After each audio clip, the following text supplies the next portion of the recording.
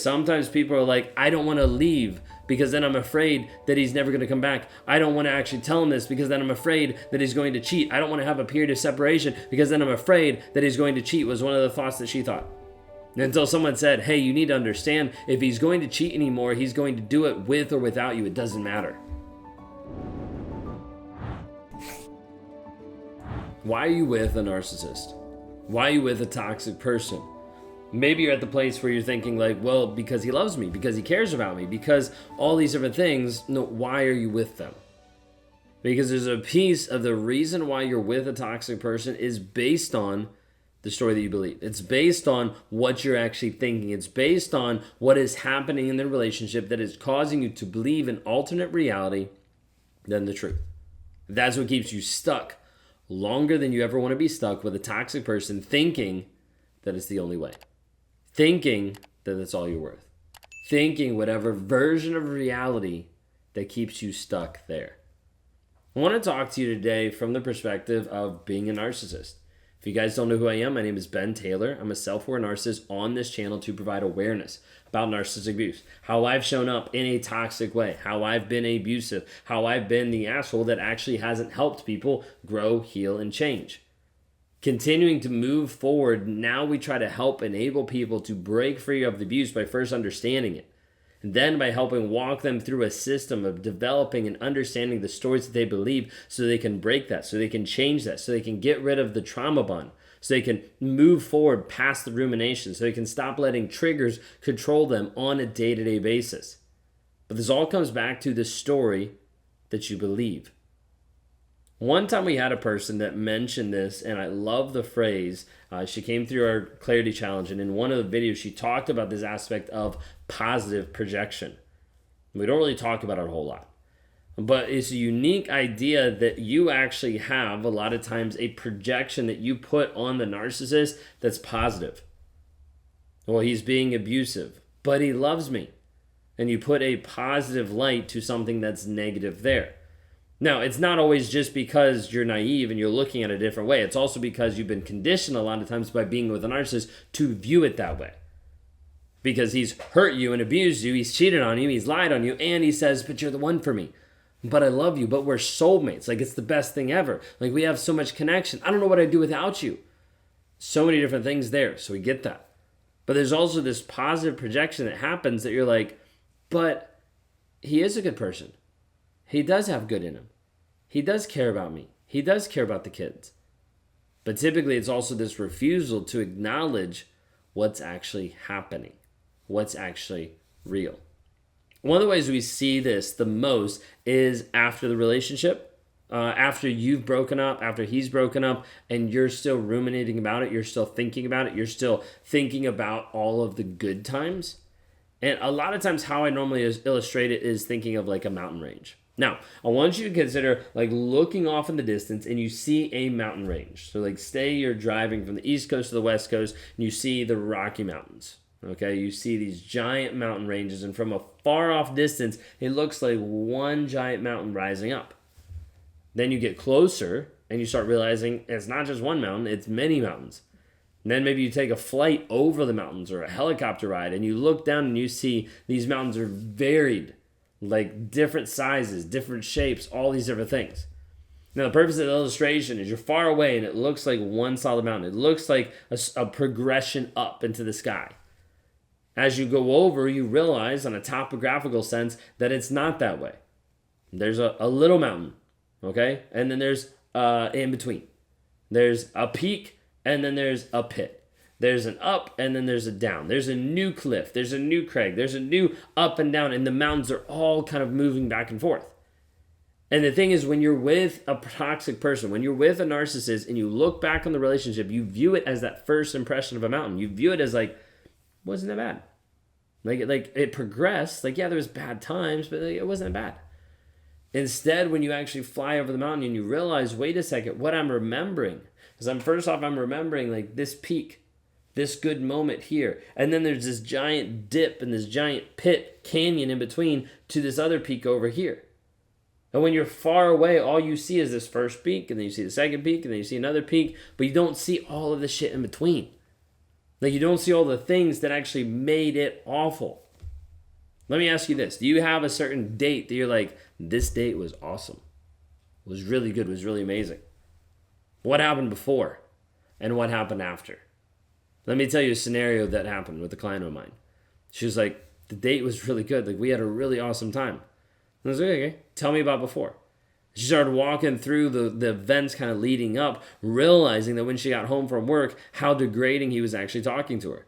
Realizing that she ended up changing 5 different times because of comments that he made about her appearance. She didn't feel good enough to be able to step out of the house because of what he was making her feel and experience because of his condescending tone. Then they finally left. In the car ride, it was silent. There wasn't communication.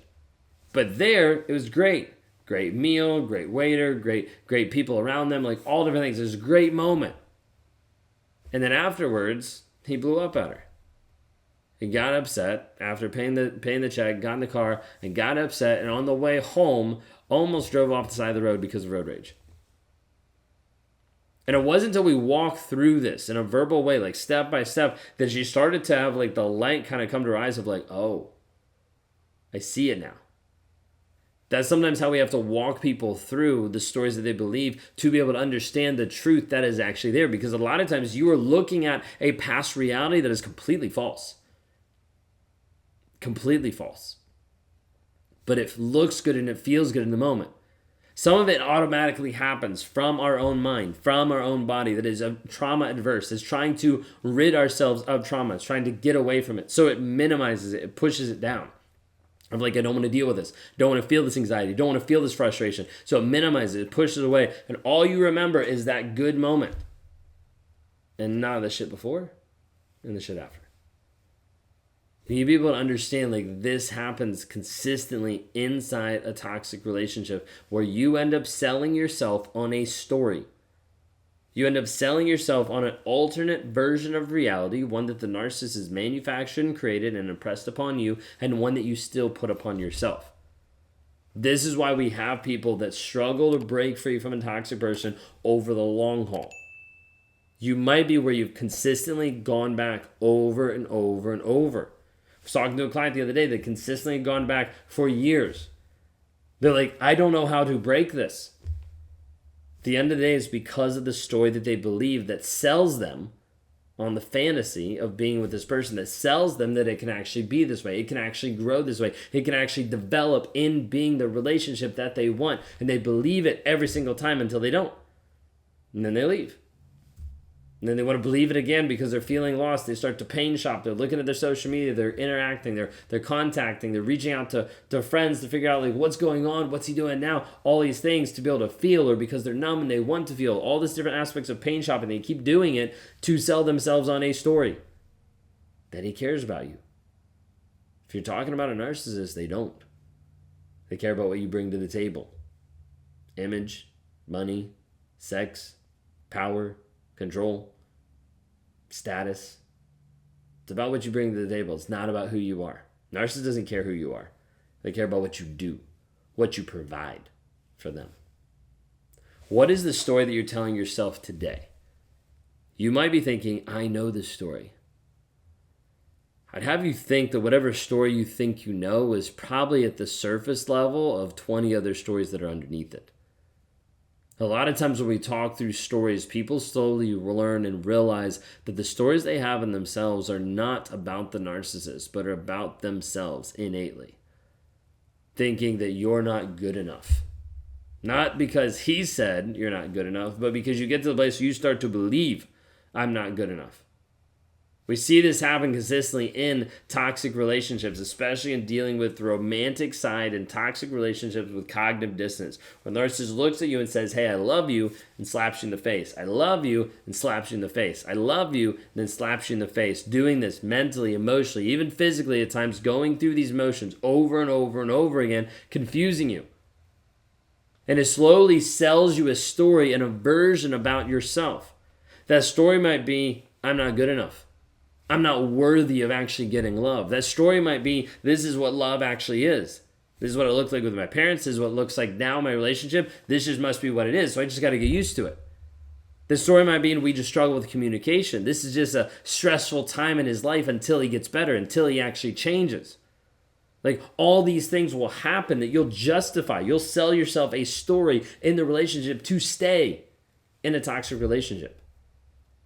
This is what my wife did for such a long period of time, until she broke the trauma bond by moving away, working on herself, and actually having that separation.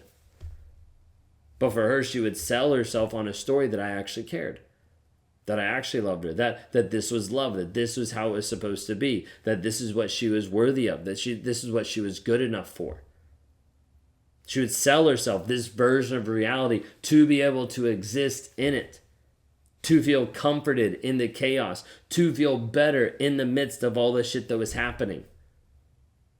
She didn't break free until she was able to change the story that she had in her head.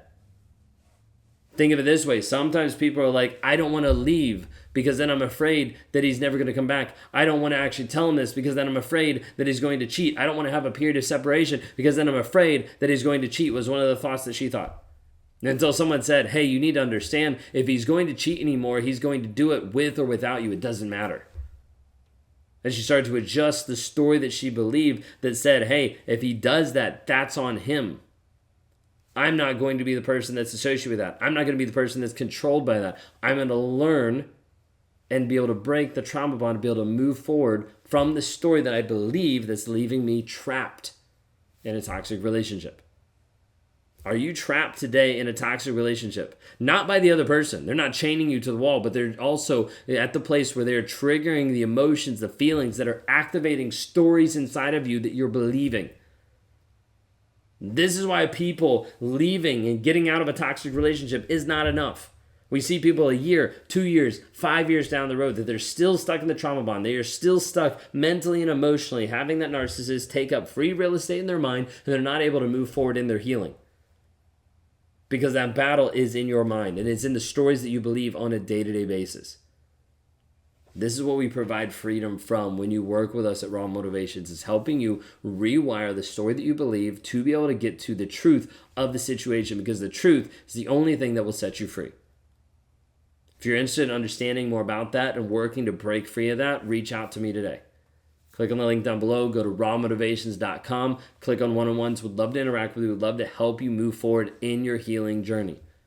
We have a scripted out process that we focus on developing, putting you in access with other people that are moving towards that best version of themselves, working on eradicating the stories that they believe to move themselves into a place of power and certainty and confidence in who they are.